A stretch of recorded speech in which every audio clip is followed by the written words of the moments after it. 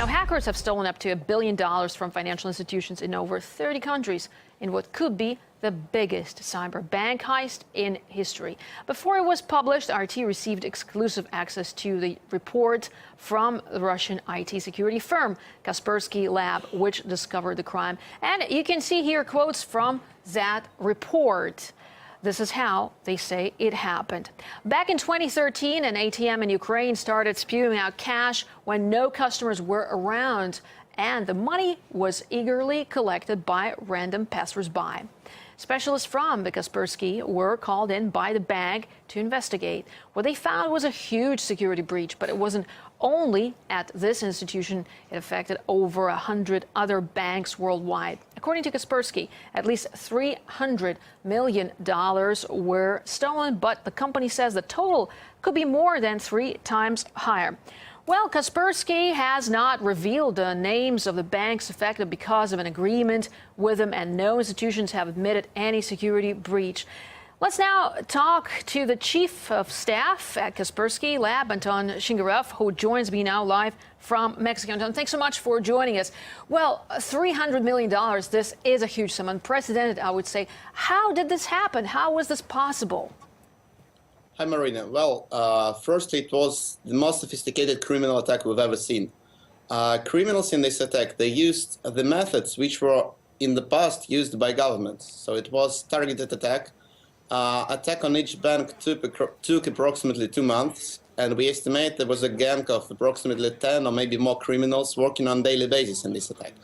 The modules they used in this attack, they were again sophisticated and unique for criminal malware. It wasn't just simple Trojan. It were modules used to infiltrate to the very heart of the banking system. At the end, they managed to get the whole access to the whole banking system. They managed to remotely control ATMs. They managed to transfer money from one account to another. And because of the extreme level of complication, banks couldn't realize that we've been under attack. That certainly poses a lot of questions, and I'm sure that there are more questions than answers at this point. I mean, I've been to Kaspersky Lab here in Moscow, and it's fascinating to see how your specialists work. They're, fighting off the cyber attacks, and there are screens where you can see them, which are quite numerous. But, the question here is, how powerful are these criminals that it's so difficult sometimes to fight off their attacks? Tell us what you know about them, without getting too technical, of course. Unfortunately, we don't know anything about them. All we know is just a gang of dozen or maybe a couple of dozens of criminals. They all have different levels, and they've got their own hierarchy. So there are, let's say, managers. There are people who do day-to-day operations. There are mules. So these are people who take cash from ATMs. It's really a problem that they've been caught so far. So unfortunately, we cannot reveal any details about law enforcement agencies involved in this operation, or about the banks involved in this, the banks who suffered from the attack. But what we can say is that we worked together with Interpol and Europol in this case. They informed police organizations in their own member countries. So fingers crossed, in some time we will tell you some more about the attack, about the criminals and the banks which were affected. Sure. And when these criminals commit their crimes, I mean, do they leave traces that could somehow be caught by your experts and, eventually lead to some discoveries or, catching those criminals? As I said, these criminals, they are really experts in what they do. Of course, yeah. Even experts leave traces. So that's why it was possible to detect the attack, to stop the attack, and for police organizations, maybe it would be possible to catch them. You said that we said in our report that the attack took approximately 2 years. So that's why the level of sophistication was so high that it was very hard to detect that what they're doing for these years. But fortunately, we've got some traces, we've got some artifacts left in the code, and probably they will be caught. But it's just a matter of time when. Sure. Well, another question I'd like to put to you before we let you go, of course, is that, I mean, these days everything is getting mobile and, mobile banking, and people do transactions on a daily basis every day using banks and, in fact, confiding their data to banks. And banks, as we know, have very tough security, but nonetheless, this security was breached. So what can you say about that? I mean, what's going to be happening? Will there be more security in the banks? How can you actually protect yourself these days and protect your data?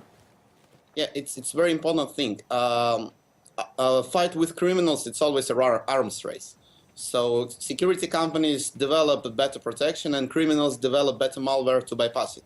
So not all the attacks on banks were successful. So we report about attacks successful for criminals, but they were also attacked in which they couldn't bypass all the layers of protection. Because protection of the banks, it's very complicated. They've got different levels of security. They've got air gaps, so the systems which are disconnected from the internet. So the criminals in this attack, some of them managed to get to the very core of the bank. In some attacks, the attack was stopped in the middle or in the beginning. Sometimes we even stopped the attack, then the criminals were almost stealing money. So there was a very unique feature in this attack. Criminals managed to grab videos from the screens. So they managed to learn what the bank staff is doing and operating, how they operate in their own system. And in this attack, it was one of big European banks. We managed to stop the attack in the middle of it. So criminals were already studying and learning how the bank is working and watching videos at the people who are working in the bank. So, and to add about the protection, as I said, it's always an arms race. And banks, these are probably the best organizations, best enterprises in terms of security, cybersecurity. So criminals develop new malware, security companies develop new protection. So hopefully we do our job better. But I would say that that we were ready to protect from this attack, give protection to our customers from this attack. Well, sure, it's a 24/7 struggle there. Well, wishing you good luck in this fight. Anton Chindarev, it was great talking to you. Thanks so much, and good luck. Now, you're watching RT International. Carry on with our news.